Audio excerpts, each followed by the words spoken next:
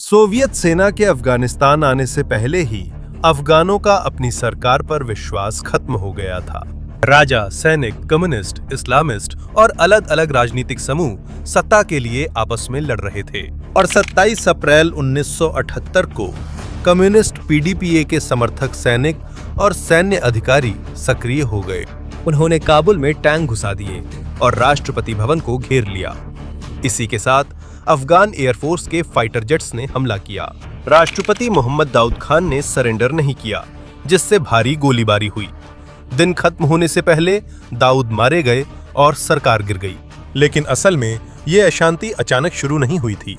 सच तो ये है कि ये कई सालों में बनकर तैयार हुई थी। और इस वीडियो में हम जानेंगे कि 1979 में सोवियत संघ ने अफगानिस्तान पर कैसे कब्जा किया।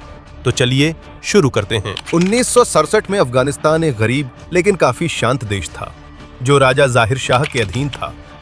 अफगानिस्तान लंबे समय से अपने से ज्यादा ताकतवर देशों से घिरा हुआ है। ये दक्षिण एशिया, मध्य एशिया और मध्य पूर्व के बीच स्थित है। इसका स्थान व्यापार, सैन्य गतिविधि और पूरे क्षेत्र की सुरक्षा के लिए अहम है।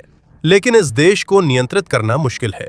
यहाँ कई पहाड़ हैं, गांव दूर दूर है, विभिन्न जनजातियां, जातियां, भाषाएं और नेता हैं। यहाँ धर्म और परंपरा खासकर गांवों में बहुत मजबूत है।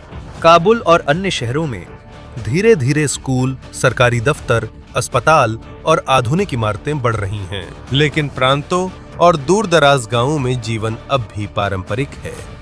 जहां शहर आधुनिक हो रहे हैं, वहीं ग्रामीण इलाकों में कुछ नहीं बदला।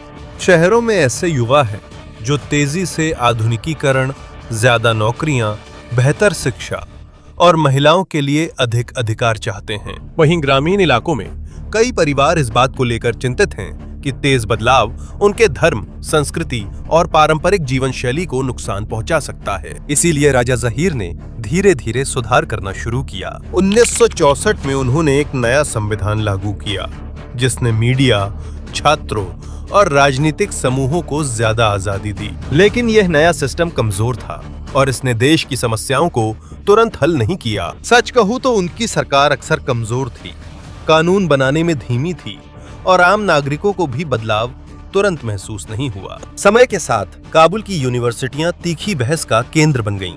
कुछ लोग राजशाही का समर्थन करते थे, कुछ देश को और अधिक लोकतांत्रिक बनाना चाहते थे, कुछ इस्लामवादी थे जो मानते थे कि धर्म को सरकार का केंद्र होना चाहिए, और कुछ कम्युनिस्ट थे जो सोवियत संघ से प्रभावित थे। यहाँ अफगानिस्तान की पीपल्स डेमोक्रेटिक पार्टी और मजबूत हुई। पीडीपीए एक छोटी कम्युनिस्ट पार्टी थी जो 1965 में बनी थी।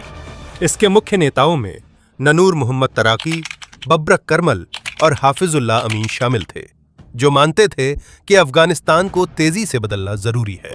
वे अमीर जमींदारों की ताकत को कम करना चाहते थे, शिक्षा का विस्तार करना चाहते थे, गांवों में पुराने सिस्टम को बदलना चाहते थे और एक ऐसी सरकार बनाना चाहते थे जो समाजवादी देशों जैसी हो। लेकिन आम अफगानों में उनका समर्थन बहुत कम था। वे छात्रों, शिक्षकों, सरकारी कर्मचारियों और उन सैनिकों में ज्यादा मजबूत थे जो सोवियत संघ में पढ़े या प्रशिक्षित हुए थे। इसके बावजूद पीडीपीए के अंदर भी तुरंत झगड़े शुरू हो गए। ये दो मुख्य समूहों में बट गया। खल्क, जिसका नेतृत्व तराकी और अमीन कर रहे थे, ज्यादा आक्रामक था और जल्दी से सत्ता छीनना चाहता था। परचम के नेता करमल अधिक सतर्क थे और अन्य राजनीतिक समूहों के साथ काम करने को तैयार थे। दोनों कम्युनिस्ट थे, पर उनके तरीके अलग थे और यह झगड़ा आने वाले वर्षों में बहुत महत्वपूर्ण साबित होगा। कम्युनिस्ट और इस्लामिस्ट दोनों ही मजबूत हो रहे थे। इस्लामिस्ट सरकार को इस्लाम पर आधारित बनाना चाहते थे। ये अभी तालिबान नहीं था। उस समय ये कुछ और इस्लामवादी समूह थे जो सक्रिय थे। शुरुआती इस्लामिस्टों में कई पढ़े लिखे छात्र और शिक्षक थे जो आधुनिक शिक्षा, विज्ञान, सरकार और इस्लामिक मूल्यों के मेल पर बहस कर रहे थे। जमीयत इस्लामी सबसे महत्वपूर्ण समूहों में थी। उनके लिए कम्युनिज्म खतरनाक था, क्योंकि वो केवल अर्थव्यवस्था बदलना नहीं चाहता था। वे इसे अफगानिस्तान की परंपरा और धर्म के लिए खतरा मानते थे। 1970 के दशक के करीब आते ही शिक्षित समाज और अधिक बट गया था। एक वर्ग सोवियत शैली के समाजवाद की ओर देख रहा था, दूसरी ओर दूसरा पक्ष इस्लाम केंद्रित सरकार चाहता था। वहीं शाही सरकार ने ना तो अमेरिका और ना ही सोवियत संघ का पूरी तरह साथ दिया। ये इसलिए महत्वपूर्ण था क्योंकि उस समय शीत युद्ध अपने चरम पर था। उस दौर में संयुक्त राज्य अमेरिका और सोवियत संघ एक दूसरे के विरोधी थे। दोनों ऐसे देशों की तलाश में थे जिन्हें वे मदद और प्रभावित कर सकें। अफगानिस्तान ने आधिकारिक रूप से दोनों में से किसी का भी पक्ष नहीं लिया। उसने संयुक्त राज्य अमेरिका और अन्य पश्चिमी देशों से परियोजनाएं और सहायता प्राप्त की, लेकिन सैन्य उपकरण, प्रशिक्षण, सड़क, हवाई अड्डा और अन्य बुनियादी ढांचे में सोवियत संघ की भूमिका अधिक थी। अफगानिस्तान सोवियत संघ की दक्षिणी सीमा के बहुत पास है, इसलिए मॉस्को के लिए यह कोई साधारण गरीब देश नहीं था, ये उनकी सुरक्षा का हिस्सा था। सोवियत नेता नहीं चाहते थे कि वहां अमेरिका समर्थक सरकार बने या वो पश्चिमी खुफिया एजेंसियों का अड्डा बन जाए। वॉशिंगटन के लिए अफगानिस्तान महत्वपूर्ण था, लेकिन ये ईरान, पाकिस्तान या क्षेत्र के अन्य अमेरिकी सहयोगियों जितना अहम नहीं था। इसी वजह से अफगान सेना का सोवियत संघ से संबंध और गहरा हो गया। कई अफगान अफसरों ने सोवियत हथियारों का इस्तेमाल किया और सोवियत प्रशिक्षण प्राप्त किया। बाद में इन्हीं अधिकारियों में से कुछ सत्ता पर कब्जा करने वाली अहम ताकत बन गए, लेकिन उससे पहले सबसे पहले राजशाही गिरी। जुलाई 1973 में किंग जाहिर शाह देश से बाहर थे। उनके चचेरे भाई और पूर्व प्रधानमंत्री मोहम्मद दाऊद खान ने इस मौके का फायदा उठाया। कुछ सैन्य अधिकारियों की मदद से उन्होंने बिना बड़ी लड़ाई के तख्ता पलटकर राजशाही खत्म की और अफगानिस्तान को गणराज्य घोषित किया। दाऊद अफगानिस्तान के पहले राष्ट्रपति थे। शुरुआत में कुछ वामपंथियों और परचम के सदस्यों ने उनका समर्थन किया, क्योंकि उन्हें लगा था कि वो देश में तेज बदलाव लाएंगे। उन्हें लगा था कि वो तेजी से आधुनिकीकरण और बड़ा राजनीतिक बदलाव लाएंगे। सरकार संभालने के बाद उन्होंने पुराने साथियों को हटा दिया, क्योंकि दाऊद नहीं चाहते थे कि कोई और राजनीतिक समूह उनके खिलाफ मजबूत हो। उन्होंने विपक्ष को सीमित किया और सरकार में कम्युनिस्ट प्रभाव को कमजोर किया। उन्होंने जिन अधिकारियों पर भरोसा नहीं था उन्हें बर्खास्त या स्थानांतरित कर दिया। असली लोकतांत्रिक गणराज्य बनाने की बजाय उनका नेतृत्व और व्यक्तिगत हो गया। दाऊद सत्ता का केंद्र था। दाऊद की पाकिस्तान के साथ भी अपनी समस्याएं थीं। दोनों देशों के बीच सीमा और उसके दोनों ओर रहने वाले पश्तूनों के भविष्य को लेकर लंबे समय से विवाद चल रहा था। उस समय यह विचार था कि पश्तूनों के लिए एक और बड़ा इलाका होना चाहिए। पाकिस्तान इसका विरोध करता है क्योंकि इससे उसका देश कमजोर या बढ़ सकता है। इसी कारण पाकिस्तान ने दाऊद के विरोधी अफगान इस्लामिस्टों का समर्थन शुरू किया। 1975 में इस्लामिस्टों ने उसकी सरकार के खिलाफ विद्रोह शुरू करने की कोशिश की। ये असफल रहा। कई लोग मारे गए, गिरफ्तार हुए या पाकिस्तान की ओर भाग गए। भागने वालों में कुछ ऐसे लोग भी थे जो आने वाले युद्धों में मशहूर कमांडर बनेंगे। पाकिस्तान में भागे लोगों को सुरक्षित जगह, प्रशिक्षण और समर्थन मिला, जिसे वे काबुल के खिलाफ इस्तेमाल कर सके। यहीं से संगठित होना शुरू हुई इस्लामवादी सशस्त्र विपक्ष, जो बाद में बड़े मुजाहिदीन प्रतिरोध का हिस्सा बन गई। फिर भी दाऊद धीरे धीरे सोवियत संघ से दूर होने लगे और नहीं चाहते थे कि अफगानिस्तान सिर्फ मॉस्को की मदद, हथियारों और प्रभाव पर निर्भर रहे। इसलिए उन्होंने संयुक्त राज्य अमेरिका, ईरान, सऊदी अरब, मिस्र और भारत से नजदीकी बढ़ाई और पाकिस्तान के साथ संबंध सुधारने की भी कोशिश की। दाऊद चाहते थे कि अफगानिस्तान स्वतंत्र रूप से अलग अलग देशों से संबंध बना सके, बिना सोवियत संघ के दबाव या आदेश के। 1970-7 में जब वे सोवियत संघ गए तो उनकी और सोवियत नेता लियोनिद ब्रेजनेव के बीच तनाव हो गया। मॉस्को दाऊद के अन्य देशों से संबंधों को लेकर चिंतित था। दाऊद ने साफ कहा कि अफगानिस्तान स्वतंत्र देश है, किसी और सरकार को उसे आदेश नहीं देना चाहिए। किससे बात करनी है या देश में किसे आने देना है, यह अफगानिस्तान खुद तय करेगा। इसी कारण वो सोवियत नेतृत्व के लिए और संदिग्ध हो गया। लेकिन इसका मतलब ये भी नहीं है कि मॉस्को ने आगे होने वाली सभी घटनाओं की सीधी योजना बनाई थी। आज तक इतिहासकार इस बात पर बहस करते हैं कि 1978 की कहानी में सोवियत संघ की भूमिका कितनी बड़ी थी। ये साफ है कि पीडीपीए मॉस्को के करीब था और सोवियत सैन्य प्रणाली वाले अधिकारियों से उसके मजबूत संबंध थे। अप्रैल 1978 में मीर अकबर खैबर, जो पीडीपीए के एक प्रसिद्ध सदस्य थे, की हत्या कर दी गई। यह स्पष्ट नहीं है कि उनकी हत्या किसने की। उनके अंतिम संस्कार में हजारों कम्युनिस्ट समर्थकों ने काबुल में मार्च किया, इससे सरकार डर गई कि कहीं पीडीपीए विद्रोह न कर दे और सत्ता न छीन ले।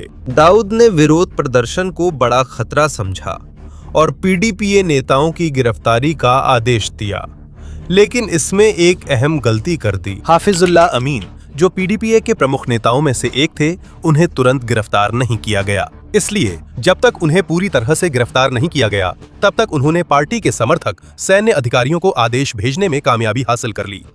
उन्होंने कहा कि सरकार पर कब्जा करना शुरू कर दो, और यही हुआ। 27 अप्रैल 1978 को सैन्य ठिकानों से टैंक बाहर निकलने लगे। वे काबुल की ओर गए।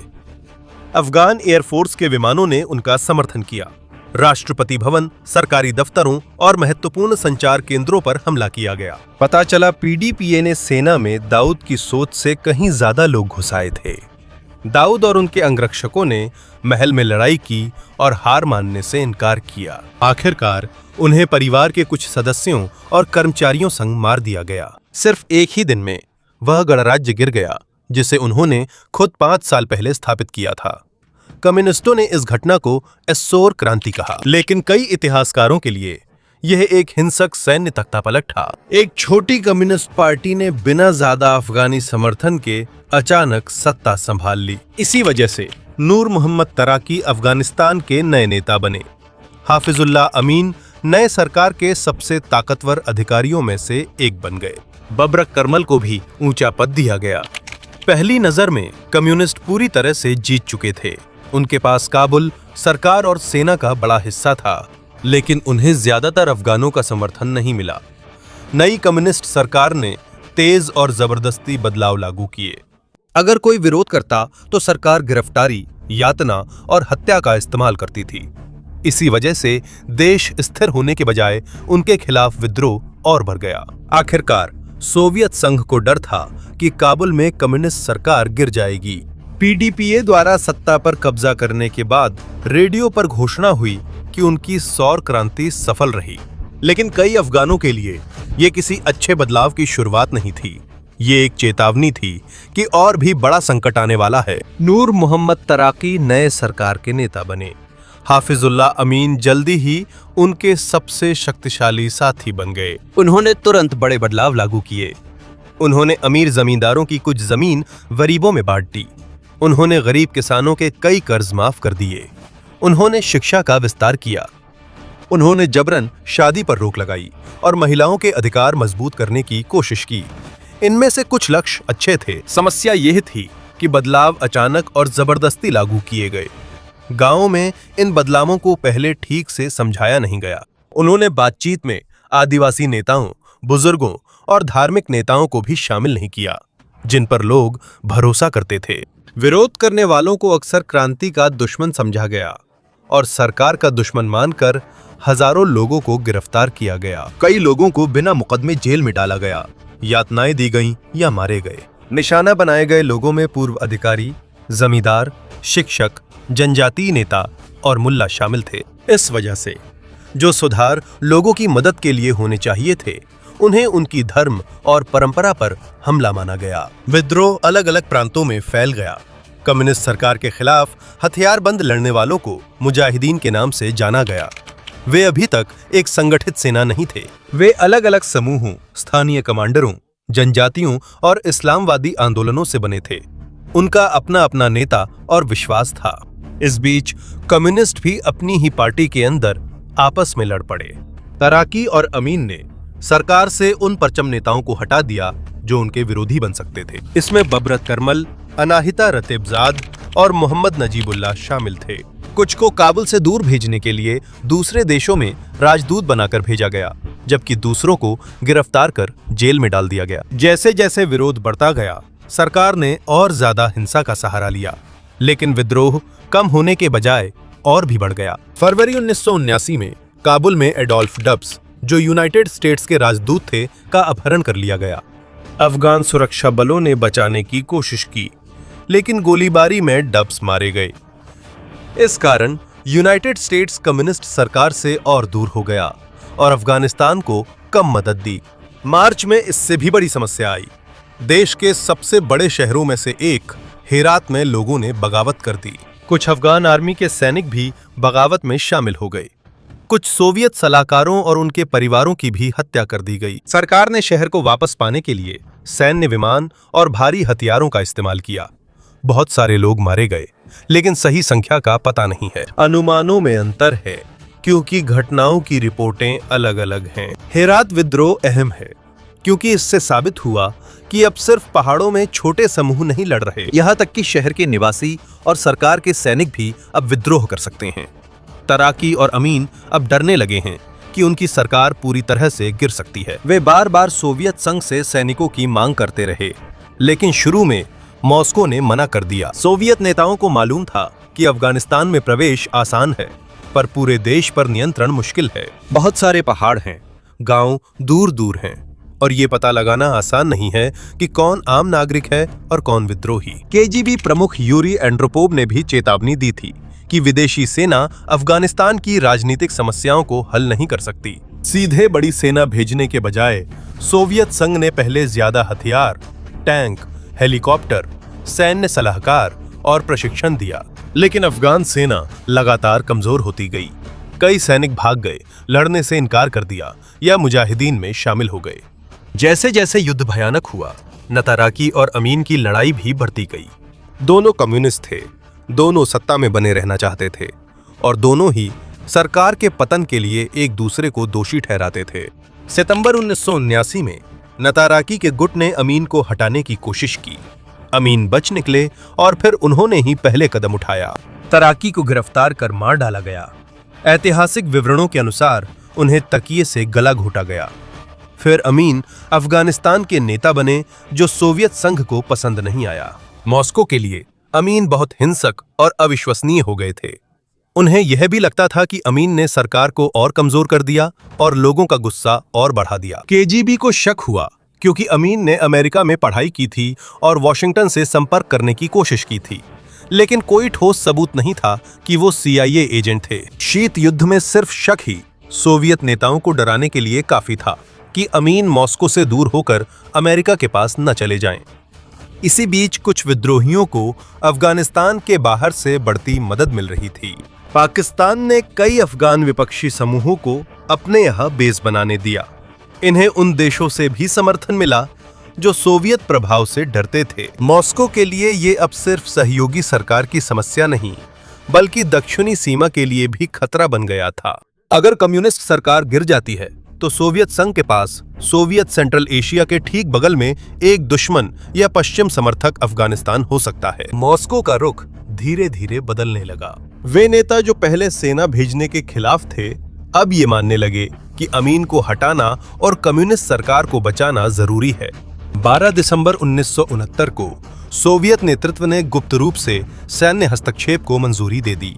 योजना सिर्फ अमीन की मदद की नहीं थी, बल्कि उसे मारकर उसकी जगह कम्युनिस्ट नेता बाबरक करमल को लाने की थी, जिसे अमीन ने पहले देश से निकाल दिया था। सोवियत नेताओं को लगा कि यह ऑपरेशन बहुत जल्दी खत्म हो जाएगा।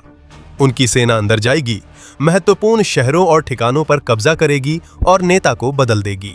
इसके बाद नई अफगान सरकार विद्रोह का सामना करेगी। 25 दिसंबर को हजारों सोवियत सैनिक टैंकों, बख्तरबंद गाड़ियों, हेलीकॉप्टरों और सैन्य विमानों के साथ सीमा पार करना शुरू कर दिए।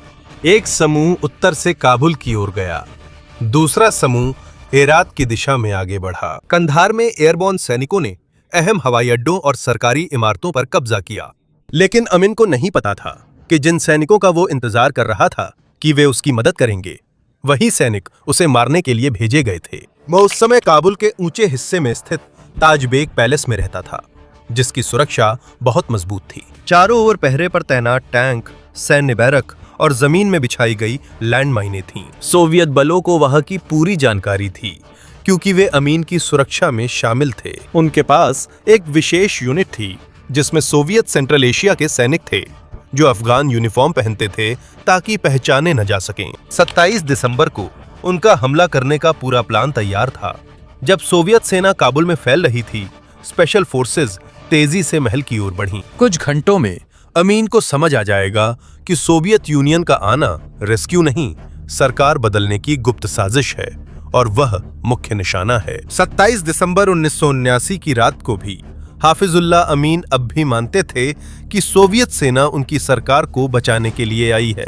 उन्हें नहीं पता था कि उन्हें मारने का ऑपरेशन शुरू हो चुका है। सोवियत स्पेशल फोर्सेस के ताजबेग पैलेस के करीब पहुंचते समय अन्य सोवियत एजेंट्स ने गुप्त रूप से काबुल की रक्षा कमजोर की। कुछ संचार लाइनों और अफगान सैन्य वाहनों को निष्क्रिय कर दिया गया। सोवियत सैनिकों ने रेडियो और टेलीविजन स्टेशन पर भी तेजी से कब्जा किया। सैन्य मुख्यालय, मंत्रालय, जेल और अन्य महत्वपूर्ण सरकारी इमारतें। उनका उद्देश्य संचार को काटना और अफगान सेना को अमीन की मदद करने से रोकना था। रात होते ही ऑपरेशन स्टॉर्म 333 शुरू हुआ। सोवियत बलों ने महल के चारों ओर गार्ड पोस्ट और टैंकों पर बमबारी और फायरिंग की। कुछ सोवियत बख्तरबंद वाहन खड़ी सड़क पर चढ़ते समय नष्ट हो गए, इसलिए सैनिकों को उतरकर पैदल ही हमला जारी रखना पड़ा। अफगान गार्ड की रक्षा बहुत मजबूत थी। महल के अंदर जबरदस्त लड़ाई हुई। सोवियत सैनिक कमरों से होते हुए इमारत के ऊपरी हिस्से तक पहुंचे, जहां उन्हें अमीन मिले और उन्होंने उन्हें मार दिया। उसके दोनों बच्चे और उसके कई बॉडीगार्ड भी मारे गए। मुख्य हमला 1 घंटे से भी कम समय में खत्म हो गया। ऑपरेशन बहुत तेज था, लेकिन कई सैनिक और अफगान रक्षक मारे गए या घायल हो गए। हताहतों की सटीक संख्या के बारे में ऐतिहासिक रिपोर्टें अलग अलग हैं। एक ही रात में वो नेता गायब हो गया जो कुछ दिन पहले ही मॉस्को से मदद मांग रहा था। अगले दिन सोवियत संघ ने बाबरक करमल को अफगानिस्तान का नया नेता बना दिया। बाबरक करमल ने वादा किया कि यातना, हत्या और अत्यधिक बल प्रयोग बंद हो जाएगा, लेकिन कई अफगानों के लिए वो असली स्वतंत्र नेता नहीं थे। उन्होंने उसे एक ऐसे नेता के रूप में देखा जिसे एक विदेशी सेना काबुल लेकर आई थी। सिर्फ कुछ ही दिनों में सोवियत संघ ने सरकार बदल दी और देश के महत्वपूर्ण हिस्सों पर नियंत्रण कर लिया, लेकिन वो लोगों का भरोसा नहीं जीत सका। इसके बजाय ज्यादा अफगान प्रतिरोध में शामिल हुए या पाकिस्तान भाग गए। सोवियत नेताओं ने आक्रमण क्यों जारी रखा, जबकि वे जानते थे कि यह खतरनाक है? इसके पीछे सिर्फ एक ही वजह नहीं थी। पहला, उन्हें डर था कि कम्युनिस्ट सरकार पूरी तरह गिर जाएगी। दूसरा, वे अमीन पर भरोसा नहीं करते थे और शक था कि वह अमेरिका के करीब जा सकते हैं। तीसरा, वे अपनी दक्षिणी सीमा से लगे देश पर नियंत्रण नहीं खोना चाहते थे। अंत में उन्हें भरोसा था कि वे वही कर सकते हैं जो उन्होंने अन्य देशों में किया, तेजी से सेना भेजना, नया नेता नियुक्त करना और व्यवस्था बहाल करना। 12 दिसंबर को सोवियत पोलित ब्यूरो ने गुप्त रूप से सीमित सैन्य दल भेजने की मंजूरी दी। यह अफगानिस्तान पर कब्जा करने की लंबी योजना नहीं थी, बल्कि शीत युद्ध में सहयोगी को खोने के डर से लिया गया त्वरित फैसला था। लेकिन उनकी मुख्य धारणा गलत थी। उन्हें लगा था कि उनकी सेना वहां कुछ महीनों ही रहेगी। उन्हें लगा था कि वे केवल बड़े शहरों की रक्षा करेंगे, जबकि अफगान सरकार विद्रोहियों से लड़ेगी। वे ये नहीं समझ पाए कि लोगों का गुस्सा कितना गहरा है और पहाड़ों और गांवों में फैले छोटे छोटे समूहों से लड़ना कितना मुश्किल है। दूसरे देश भी जल्दी हरकत में आ गए। संयुक्त राज्य अमेरिका ने आक्रमण की निंदा की और इसे पूरे क्षेत्र की सुरक्षा के लिए खतरा बताया। राष्ट्रपति जिमी कार्टर के प्रशासन ने प्रतिबंध लगाए। सोवियत संघ ने तब समझा कि विद्रोहियों को समर्थन और मजबूत करना कितना मुश्किल है। अमेरिका की रणनीति में ये लड़ाई और अहम हो गई। 27 दिसंबर को उनका हमला पूरी तरह तैयार था। अरब देशों ने बिखरे हुए समूहों को धन मुहैया कराया और सऊदी अरब के अलावा चीन और अन्य देश जो सोवियत संघ को कमजोर करना चाहते थे, उन्होंने भी तेजी से मदद की। इसी वजह से अफगानिस्तान का गृह युद्ध शीत युद्ध की बड़ी लड़ाइयों में शामिल हो गया। अब ये सिर्फ सरकार और विद्रोहियों की लड़ाई नहीं थी। उनके पीछे बड़े देश थे जो पैसा, हथियार, खुफिया जानकारी और प्रशिक्षण दे रहे थे। संयुक्त राष्ट्र महासभा ने भी विदेशी सैन्य हस्तक्षेप की निंदा की और अफगानिस्तान से सैनिकों को हटाने की मांग की, लेकिन मॉस्को पीछे नहीं हटा। सोवियत सैनिकों की संख्या बढ़ती रही और मुजाहिदीन भी मजबूत होते गए। सरकार को जल्दी बदलने की योजना करीब 10 साल के युद्ध में बदल गई। मॉस्को द्वारा भेजे गए हर नए सैनिक के साथ और भी ज्यादा अफगान यह मानने लगे कि वे सिर्फ कम्युनिस्ट सरकार से नहीं लड़ रहे हैं, अब वे एक विदेशी कब्जे का भी विरोध कर रहे थे। सोवियत संघ ने काबुल हवाई अड्डे, मुख्य सड़कें और बड़े शहरों पर कब्जा कर लिया था, लेकिन वे पहाड़ों, गांवों और ग्रामीण इलाकों पर पूरी तरह नियंत्रण नहीं कर पाए। वहीं से समस्या शुरू हुई। जिसे टैंक और हेलीकॉप्टर भी नहीं सुलझा सके। नेता बदलना आसान था, पूरे देश को ऐसी सरकार स्वीकार करने के लिए मजबूर करना जिसे वो नहीं चाहता बहुत मुश्किल था। ताजबेग पैलेस में ऑपरेशन कुछ ही मिनटों में खत्म हो गया, लेकिन इसने जो युद्ध शुरू किया वो फरवरी 1989 तक चलता रहा और इसका असर अफगानिस्तान पर कई दशकों तक जारी रहेगा।